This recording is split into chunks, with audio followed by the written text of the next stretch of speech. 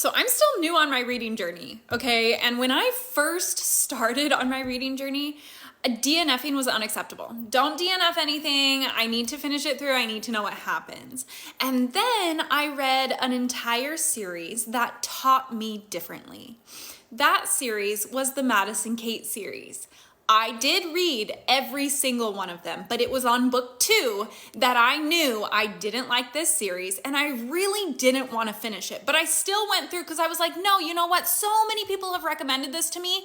There's gotta be something in there that I like. Like it's gotta be the end. Something's gonna happen that's gonna hook me. So I finished the entire series. And when I finished it, I told myself, if I know that I don't want to continue on, I will never do that to myself again. So since then, I have DNF'd 2 series. So the first series that I DNF'd was the Chestnut Spring series.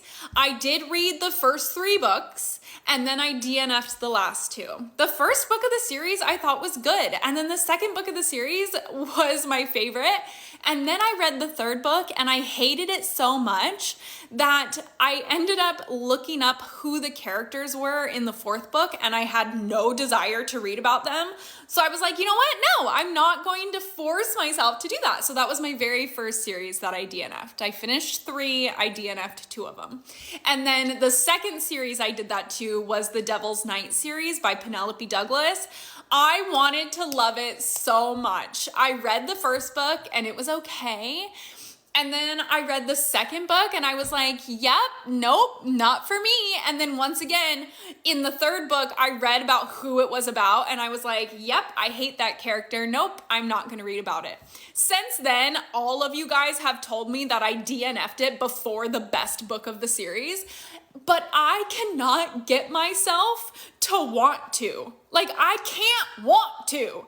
I don't want to finish them. I love you guys so much, but there are so many other books in the universe that I'm sure I will love more.